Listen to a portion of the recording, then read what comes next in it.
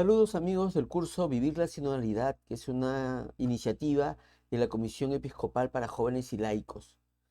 Estamos ya en el video ¿A dónde va Jesús?, que pertenece a la etapa de la escucha del módulo Ser Iglesia y Ser Sinodal.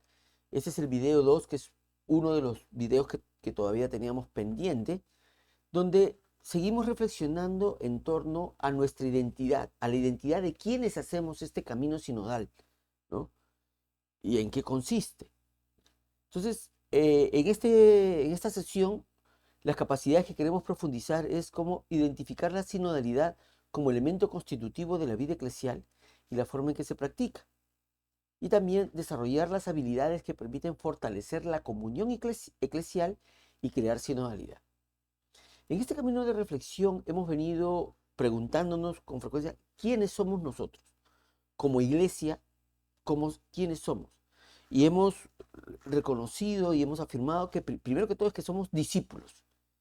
La idea de discípulo, el concepto de discípulo, viene de ser aprendiz, ser seguidor, ¿no? Si seguimos a alguien, vamos a donde va esa persona. Si seguimos a Jesús, vamos detrás de él, a donde él va.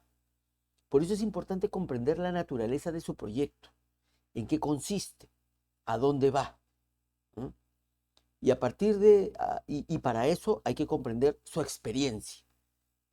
En esta figura del discipulado, nosotros entendemos que el discípulo se constituye en discípulo a partir del vínculo que tiene con Jesús, porque es a partir del encuentro con Él y del impacto que genera en la vida de cada una de las personas que ellas deciden seguirlo.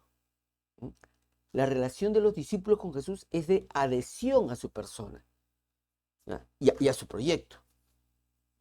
Eso nos tiene que llevar a enfatizar y a reconocer que el seguimiento a Jesús es una opción, no una obligación.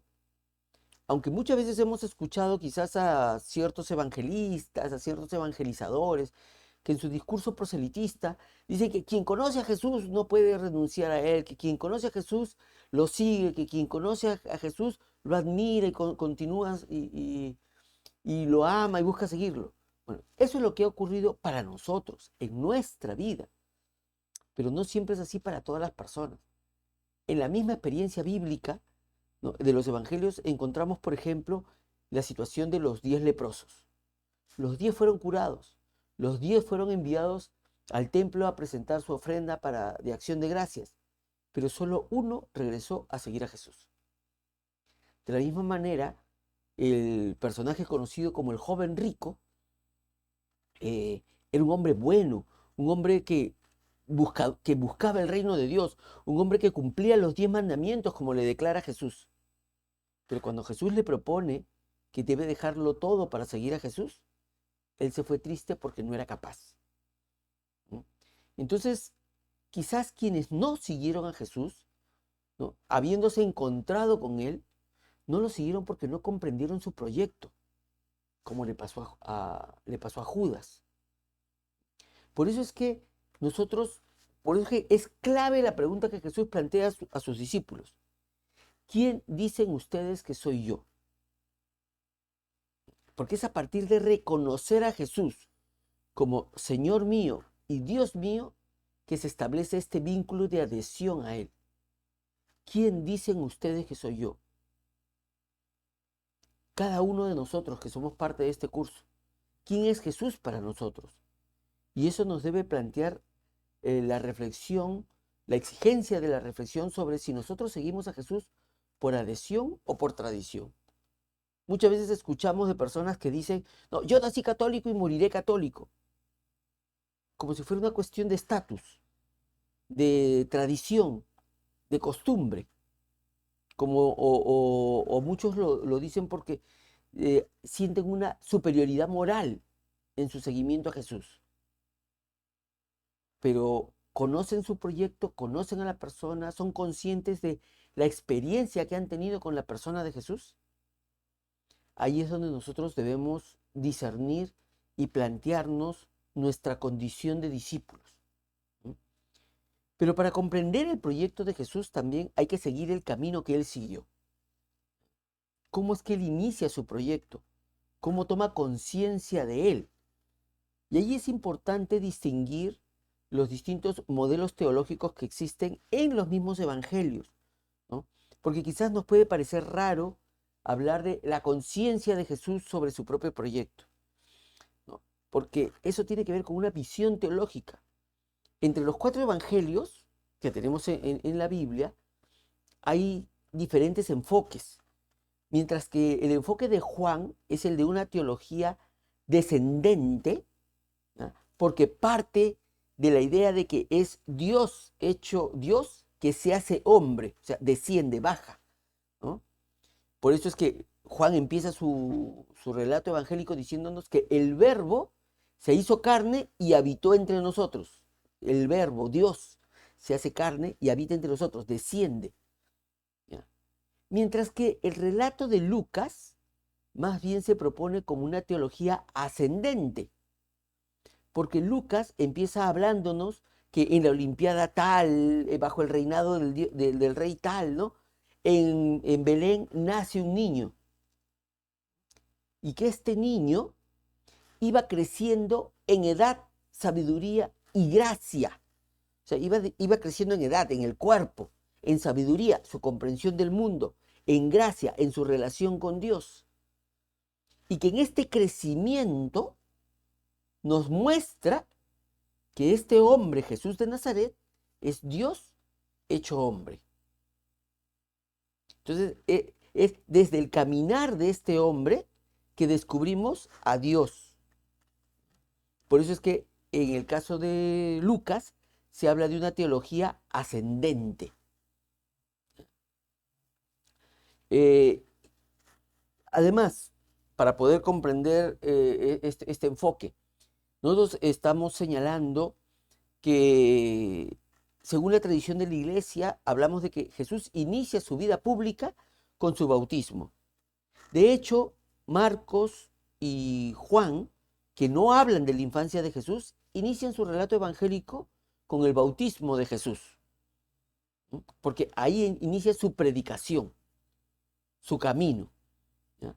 Mientras que Mateo y Lucas, que sí hablan de su infancia, hacen un quiebre, ¿no? Hacen un quiebre, un salto, desde que era muy niño hasta su bautismo, ¿no? Por eso es que se toma el bautismo de Jesús como el inicio de su vida pública. Y ahí es donde nosotros vamos a fijarnos de cómo él inicia este camino de tomar conciencia de su proyecto. Por eso es que hablamos del camino vocacional de Jesús. Lucas nos relata de esta manera el bautismo. Nos dice: y aconteció que cuando todo el pueblo era bautizado, Jesús también fue bautizado. Y mientras él oraba, el cielo se abrió, y el Espíritu Santo descendió sobre él en forma corporal, como una paloma. Y vino una voz del cielo que decía: tú eres mi Hijo amado, en ti me he complacido. Muchas veces las interpretaciones tradicionales de este texto nos dicen que Jesús se bautiza para darnos ejemplo, para enseñarnos lo que teníamos que hacer. Pero creo que a esa interpretación se le escapa un detalle que es importante, que cuando uno quiere ser ejemplo de algo, necesita ser o de los primeros en hacerlo o hacerlo de una manera diferente para poder ser ejemplo de los demás, porque si yo estoy haciendo lo mismo que todos hacen, ¿en qué medida soy ejemplo? ¿O de qué soy ejemplo? Y ahí está justo lo relevante del relato de Lucas, que nos dice que cuando todo el pueblo era bautizado, Jesús también fue bautizado. Entonces, no es Jesús que le dice a la gente: vengan a hacer lo que yo hago. Más bien es Jesús que va y hace lo que la gente está haciendo. Es Jesús introduciéndose, insertándose a la vida de su pueblo, participando de lo que ellos viven. Y es entonces cuando él vive lo mismo que su pueblo, que se pone en oración. Lo comparte con su Padre. Le ofrece al Padre su experiencia, lo que ha vivido. Y ahí es que vienen estas señales de la comunión de Jesús con su Padre. Porque cuando él estaba en oración, el cielo se abrió y el Espíritu Santo descendió sobre él en forma corporal.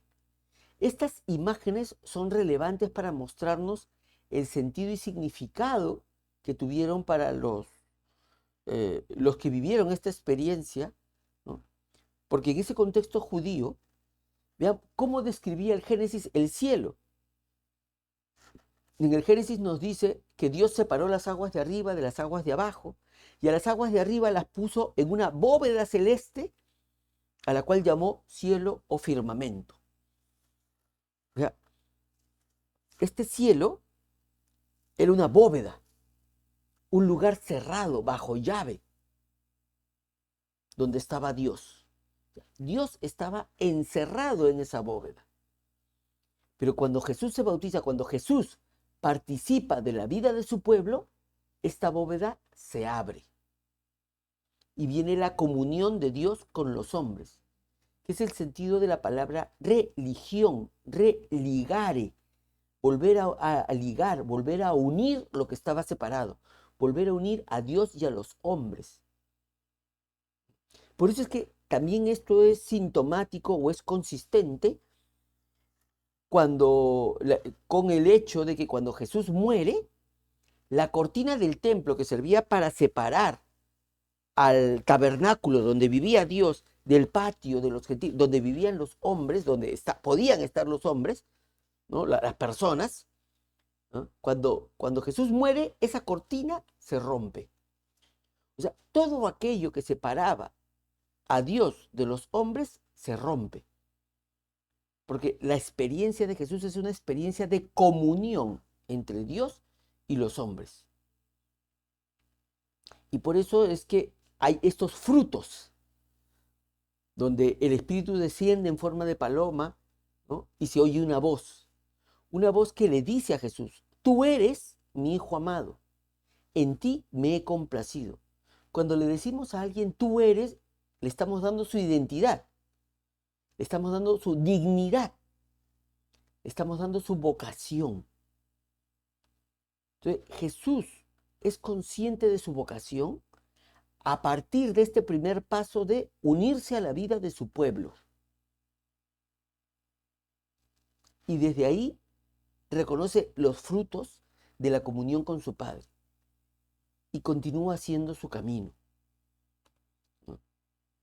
Luego del bautismo, Jesús vive la experiencia de las tentaciones en el desierto. Por eso es que el relato de Lucas sobre las tentaciones inicia de esta manera. Jesús, lleno del Espíritu Santo, volvió del Jordán y fue llevado por el Espíritu en el desierto por 40 días, siendo tentado por el diablo. Y no comió nada durante esos días, pasados los cuales tuvo hambre. Entonces el diablo le dijo: si eres hijo de Dios, dile a esta piedra que se convierta en pan. Jesús le respondió: escrito está, no solo de pan vivirá el hombre.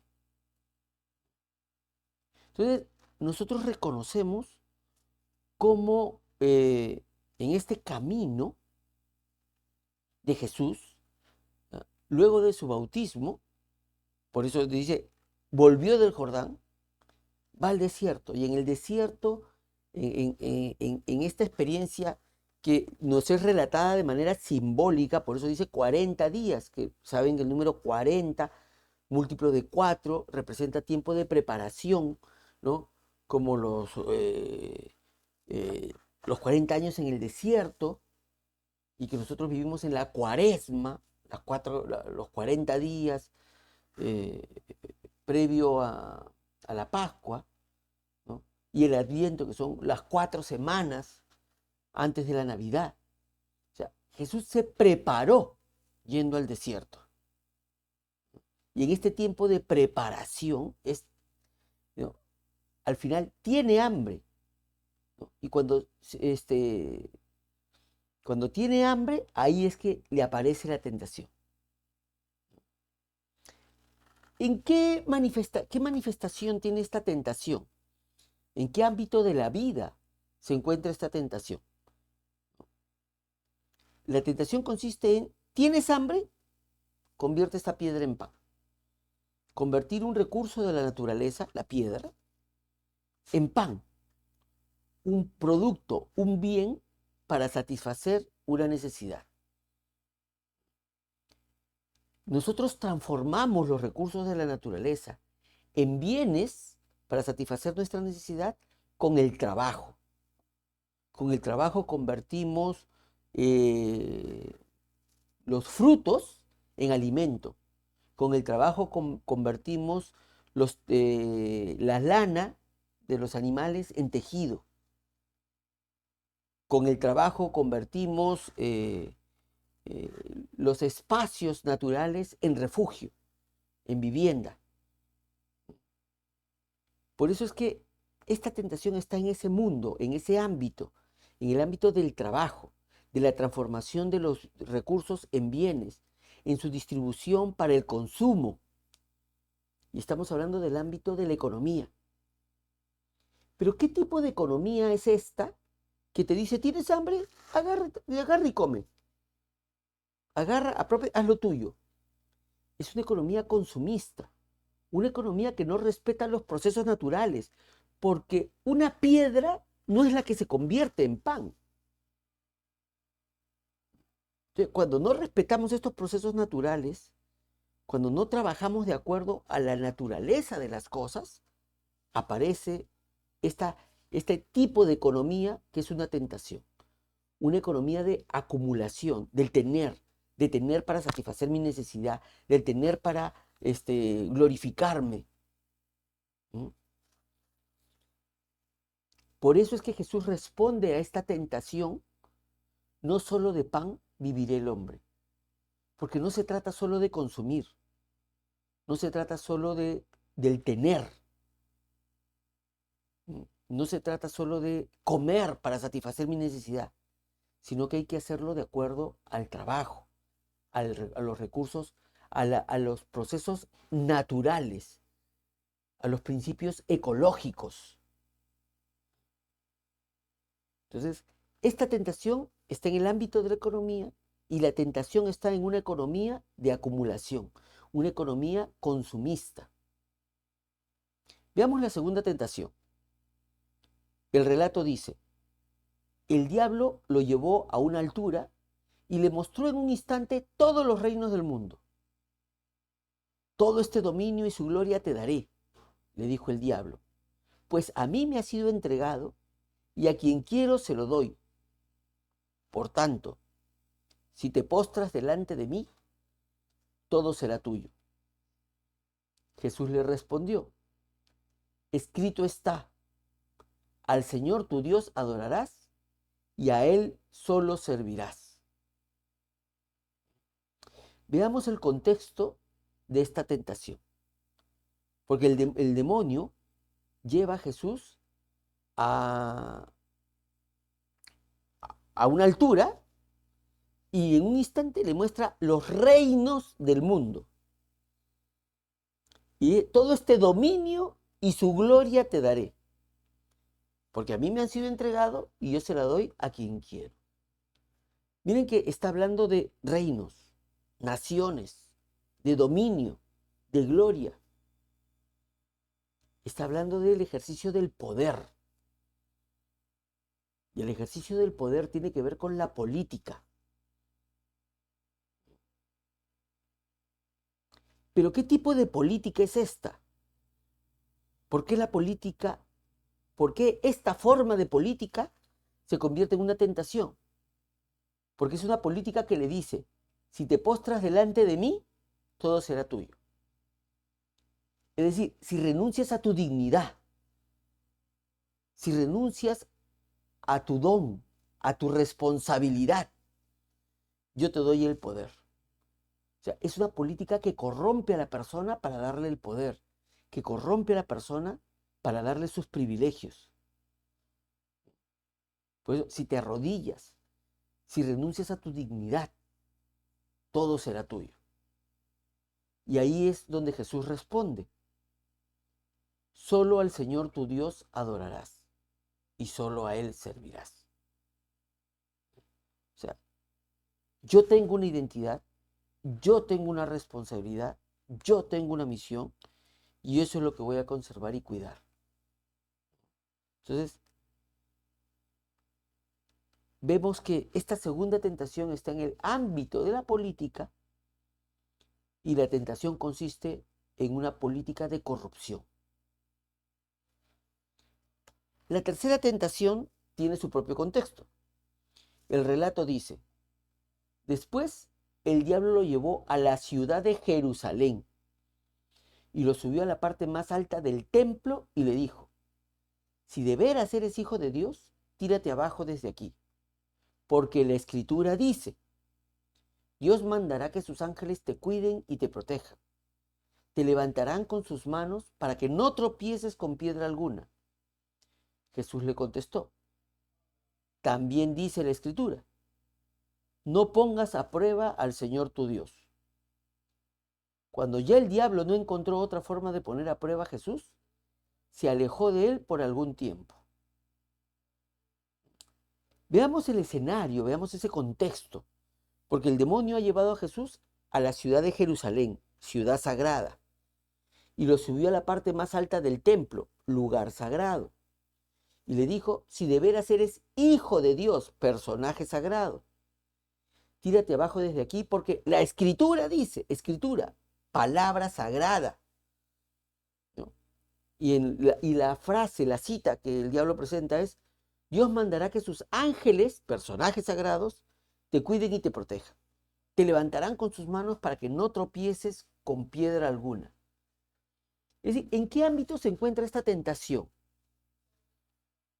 Está en el ámbito de lo sagrado, en el ámbito de lo religioso. O sea, aquí la religión es una tentación. Pero ¿qué tipo de religión? ¿Qué modelo de religión es este que se convierte en una tentación para Jesús?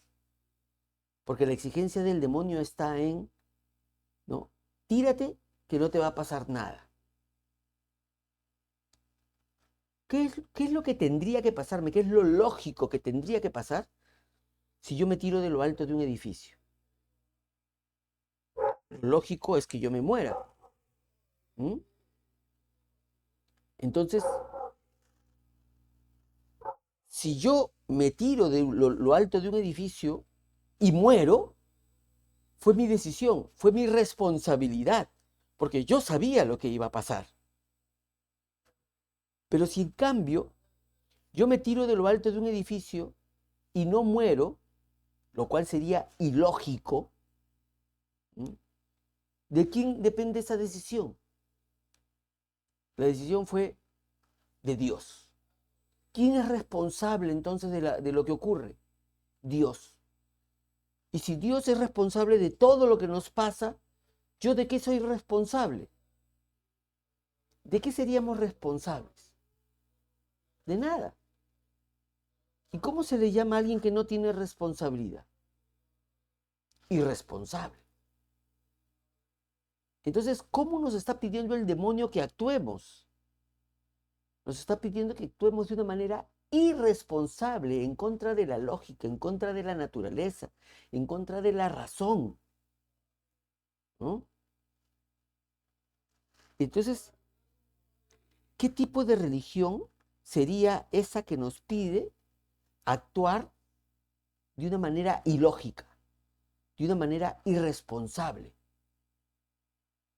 Una religiosidad mágica, una religiosidad ingenua, ¿no? Donde tenemos que descartar nuestra razón. Entonces, ¿para qué nos dio Jesús una razón? ¿Para qué nos dio la inteligencia? ¿Para qué nos dio la libertad? Por eso es que Jesús responde, le dice: no pongas a prueba al Señor tu Dios. Si yo no pongo a prueba a Dios, ¿quién está a prueba? ¿Quién es responsable de mis decisiones? Soy yo. Porque cada uno de nosotros es responsable de cada uno de sus actos, ¿no? No estamos negando la providencia de Dios, no estamos negando el amor misericordioso de Dios. Lo que estamos cuestionando es que si Dios actúa por encima de la propia naturaleza que Él nos ha dado, de la propia lógica que Él ha infundido a las cosas. Ahí es donde está nuestro sentido de responsabilidad, el cual no podemos eludir, porque para eso nos ha dado Dios la razón, la inteligencia. Entonces, vemos que esta tercera tentación está en el ámbito de la religión, pero la forma religiosa es de una religiosidad mágica, una religiosidad ingenua. Y por eso, cuando vemos las tres tentaciones, aparece esta conclusión, ¿no? Del versículo 13. Cuando ya el diablo no encontró otra forma de poner a prueba a Jesús, se alejó de él por algún tiempo, ¿no?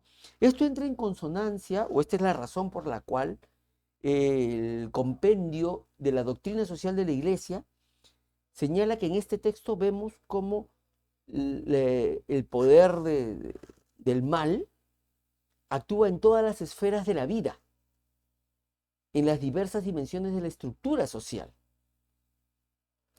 Y también vemos cómo Jesús tiene una respuesta en cada una de estos ámbitos de estructura. Y quizás podemos ver eso de manera más radical cuando vemos la proclamación de su misión. Porque cuando Jesús regresa del desierto, ¿no? Lucas continúa su relato de esta forma. Jesús volvió a Galilea lleno del Espíritu y del Espíritu Santo, y se hablaba de él por toda la tierra de alrededor. Enseñaba en la sinagoga de cada lugar y todos le alababan. Jesús en Nazaret, ¿no? Pero Jesús fue a Nazaret, el pueblo donde se había criado. El sábado entró en la sinagoga como era su costumbre y se puso de pie para leer las escrituras. Le dieron a leer el libro del profeta Isaías y al abrirlo encontró el lugar donde estaba escrito: El Espíritu del Señor está sobre mí porque me ha consagrado para llevar la buena noticia a los pobres. Me ha enviado a anunciar libertad a los presos y a dar vista a los ciegos, a poner en libertad a los oprimidos y a anunciar el año favorable del Señor. Luego, Jesús cerró el libro, lo dio al ayudante de la sinagoga y se sentó. Todos los que estaban allí tenían la vista fija en él. Él comenzó a hablar diciendo: Hoy mismo se ha cumplido la escritura que ustedes acaban de oír. En esta escena, Jesús ha regresado a su pueblo, a donde él creció, a Nazaret. ¿Ya? Y por eso lee, en ese contexto de tanta confianza, se acerca a la sinagoga donde lee la escritura y él proclama su misión tomando este texto de Isaías, en el cual, miren los componentes de la misión. Porque dice: el Espíritu del Señor está sobre mí porque me ha consagrado para, o sea, me ha ungido, me ha separado, me ha reservado, me ha destinado para. Y ahí hay tres componentes que son significativos con lo que hemos venido leyendo. Porque la primera parte dice: para llevar la buena noticia a los pobres. No, así, para llevar la buena noticia a los pobres. ¿Cuáles son los pobres de Jesús? Cuando Jesús habla de los pobres, habla de los indigentes, de los mendigos, de las viudas. Esas son las personas que Jesús señala como pobres, ¿no? Y dice: me ha enviado para llevar la buena noticia a los pobres. Los pobres son aquellas personas que no tienen la seguridad de poder satisfacer sus necesidades. Un pobre es aquel que come hoy y no sabe cuándo volverá a comer, ¿no? Entonces, los pobres son aquellos que no pueden ejercer sus derechos por falta de capacidades. Ahí es donde está, esos son los pobres de los cuales Jesús nos habla. Entonces, la buena noticia de Jesús es para esas personas, para quienes no tienen la capacidad de satisfacer sus necesidades, quienes no pueden ejercer sus derechos. Y esos son las víctimas de la economía. las víctimas de esta economía de acumulación. Por eso es que la misión de Jesús tiene también una dimensión económica. Y siguiendo con el análisis de esta proclamación de su misión, dice: me ha enviado para anunciar la libertad a los presos y dar la vista a los ciegos, a poner en libertad a los oprimidos. ¿Ya? Nos habla de presos, de ciegos, de oprimidos. ¿Quiénes son oprimidos? O sea, ¿quiénes provocan opresión? Los poderosos. Los que tienen el poder oprimen a los demás. Los presos son las víctimas de este poder. Además, recordemos que es el contexto de Isaías, donde ellos eran presos por el imperio babilónico, en el exilio. Estaban en el exilio. Entonces, eran los presos de este poder invasor. Y el imperio babilónico castigaba y perseguía a la gente y los castigaba poniéndolos en mazmorras bajo el suelo, ¿no? Donde no llegaba la luz. Y luego los sacaban a la luz para que la luz quemara sus ojos. Y los dejaban ciegos. O sea, está hablando en estos tres como libertad a los presos, la vista a los ciegos y la libertad a los oprimidos. Está hablando de la dimensión política, de enfrentar a este poder que causa opresión, a este poder corrupto. Por eso es que la misión de Jesús también tiene una dimensión política. Y también a anunciar el año favorable del Señor. ¿Cuál es este año favorable del Señor? El año de gracia del Señor. Es el jubileo judío, ¿no? Donde ellos era como apretar el botón de reset. Reiniciaban todo. Todo volvía a cuenta cero. Había la redistribución de la tierra, la redistribución de la riqueza, para que todos pudieran vivir en orden, para que todos pudieran vivir fraternalmente. Entonces, este año de gracia del Señor era restituir el orden, comenzar de nuevo desde los principios de Dios. Entonces, la misión de Jesús también tiene una dimensión religiosa. Y no olvidemos que la religión es una manifestación de la cultura, ¿no? Por eso es que anuncia el año favorable del Señor. Y luego de esto cierra el libro y le dice a la comunidad que lo escuchaba: hoy mismo se ha cumplido la escritura que ustedes acaban de oír. Entonces, nosotros vemos cómo el proyecto de Jesús tiene todas estas dimensiones. Y es un proyecto que Jesús va anunciando y proclamando. Por eso es que cuando a Jesús le preguntan: ¿y para qué has venido o no? Cuando él quiere hablar de la naturaleza de su misión, él dice: yo he venido para que tengan vida y vida en abundancia. A esta vida en abundancia es lo que Jesús llama el reino de Dios, ¿no? Este proyecto, que es un proyecto que se encarna, se hace realidad.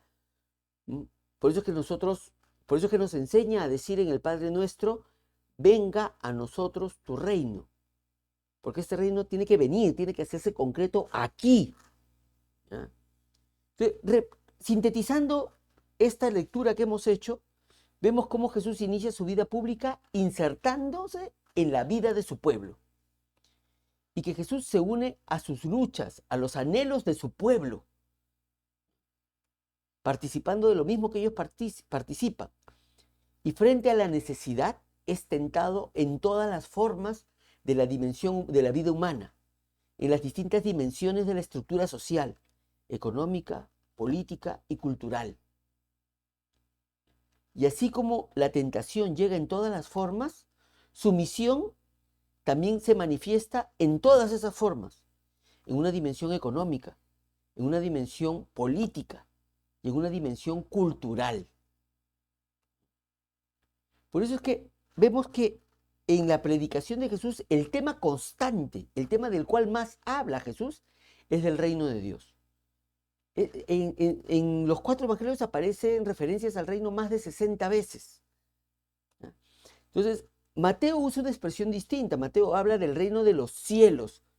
Porque recordemos que Mateo escribe en el contexto judío. Mateo era judío, cobrador de impuestos, ¿no? Y escribe para la comunidad de Jerusalén, la comunidad de Palestina. Entonces, era importante respetar la idiosincrasia judía. ¿Dónde tenían donde está el mandamiento que nos dice, no tomarás el nombre de Dios en vano? Entonces, ellos tenían mucho pudor de mencionar el nombre de Dios. Por eso es que no podían decir el reino de Dios. Y lo decían de una manera evasiva, de una manera alterna, ¿no? Desde este sinónimo, como Dios vivía en el cielo, hablaban del reino de los cielos. ¿Mm? Porque esta es una figura que también viene del Antiguo Testamento, ¿no? En el Antiguo Testamento aparece algunas pocas veces, ¿no?, la expresión el reino de Yahvé, que es el nombre de Dios, ¿no? Entonces es el tema del cual más se habla en Jesús y por lo tanto es el centro de su misión, el centro de su proyecto, de su proclamación. Y esto es lo que como discípulos tenemos que vivir. Porque dentro del contexto de Jesús, dentro del contexto cultural del pueblo judío, vemos que para ellos era totalmente natural hablar de esto, porque el reino es donde gobierna un rey. Y si se habla del reino de Dios, es donde Dios gobierna, donde se hace la voluntad de Dios. Entonces, al ser su gobierno sobre todo el ser humano, sobre las personas, afecta todas las dimensiones de la vida humana, todas las dimensiones del ser humano. Entonces, enfrenta esta mala noticia de una estructura social que tienta a la persona y da una respuesta con una buena nueva que afecta todas las dimensiones donde el ser humano se ve rechazado por esta estructura social. ¿Bien? Entonces, confío en que lo que les he compartido en esta sesión les sea útil y significativo y nos vemos muy pronto en el siguiente video.